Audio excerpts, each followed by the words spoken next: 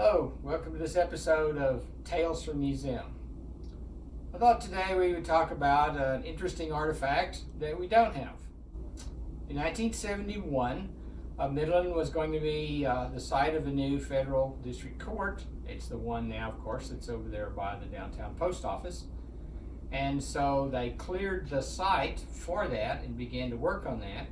The local archaeological society asked if they could come in the afternoons and check things, and they knew that there were at least 3 historic wells that were dug there in 1884-85 when Midland was just getting started. And so they were hoping to find a trace of one of those wells, which they did. So what we have left in these containers and some others is not the well itself. It's still there under the building, of course, but all the stuff that was in the well. So I thought we might find it interesting to talk a little bit about what's in the well and how it ended up there.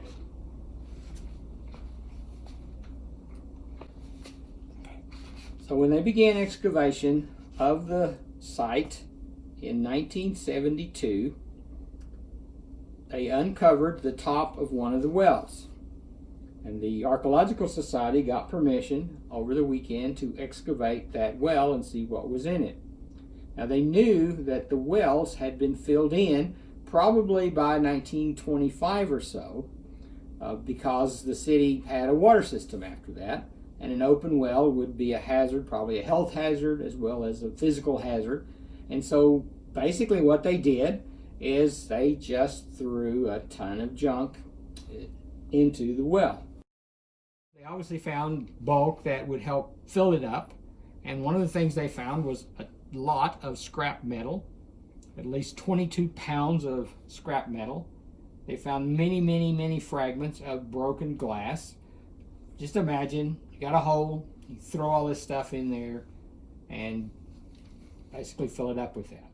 So why did they take the time to record that, and why have we taken the time to save this stuff?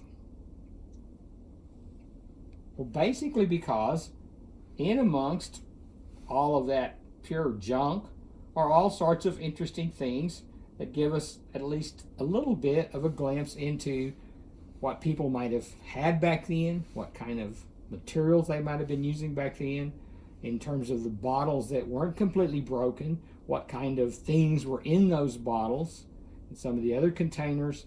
So it gives us a bit of a glimpse into early Midland history. And imagine, it's like a time capsule. If it was closed in 1925, then we know that everything in the well is either 1925 or older. And so what they did as they dug down through the well is they kept this record of what they found at each level, beginning on the surface. There was quite a bit of surface. Of course, the grading had pulled some of the well top off, and so some of that might have been in the first part of the well. But just for example, at 7 to 8 feet, they found miscellaneous metal. They found a light meter fuse. They found 2 pieces of light bulbs, but they found 1 piece of Dresden china. They found part of a porcelain insulator, the bottom of a jelly glass, and an iron bracelet. Interesting. At 18 feet, the well went something like 20 feet down. 3 pounds of broken glass and china, 2 buttons, a piece of a buckle. And here's an interesting one. I wonder if we still have it. A peach seed. One of the workers, I guess, threw it in there while he was filling up the hole.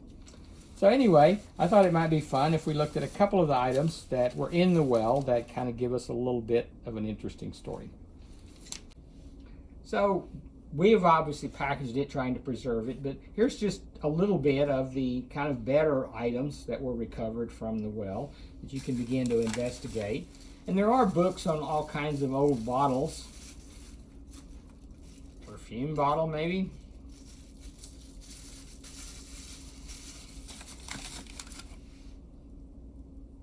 Perhaps a medicine bottle.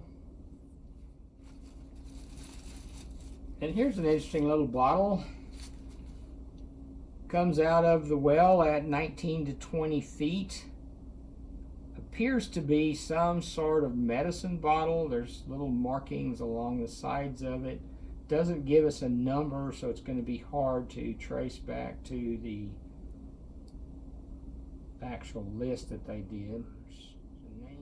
Interesting.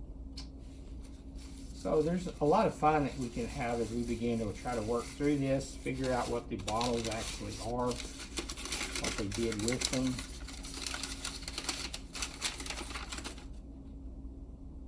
This has an eagle on it.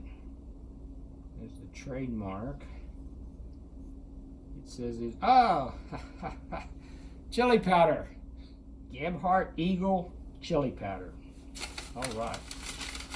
Interesting. So we could probably trace back, find something about that company when they were around. Probably bought one of the local stores.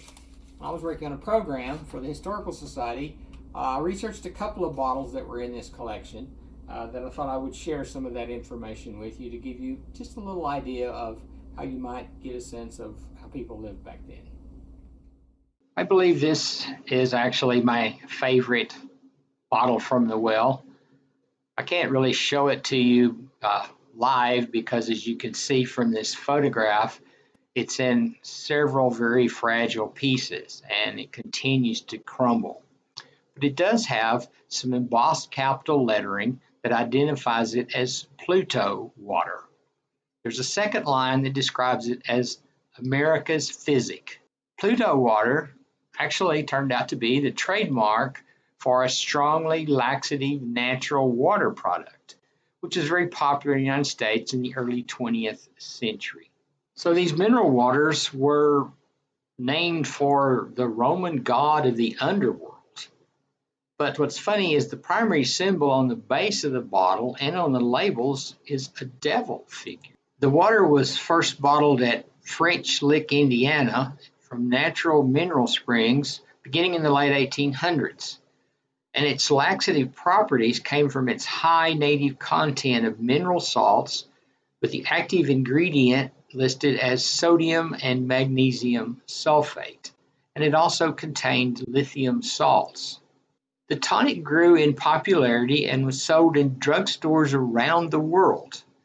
Pluto water was awarded a blue ribbon at the 1889 World's Fair in Paris, and sales grew dramatically between 1903 and 1919. In that latter year, it took 450 railroad cars to transport the bottler's output. And in this particular ad, you will notice that it mentions the Spanish influenza in the 1919 ad.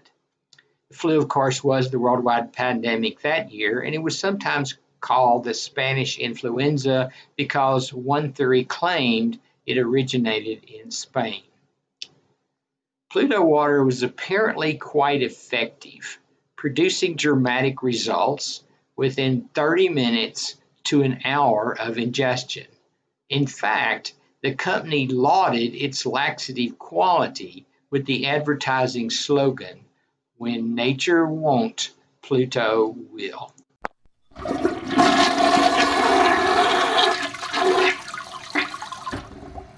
I think there's three different sets of stories that we can get from the well. First, there's the account of the excavation as one example of the work of local archaeology in Midland County to preserve something of early Midland history.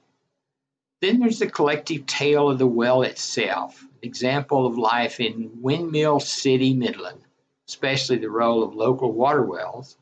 And then there are these fascinating little tales that lie within examining each of those items, those small stories that tell us about nearly forgotten fragments of ordinary life, and how in some ways it was different, and how it was strikingly similar to the world in which we live.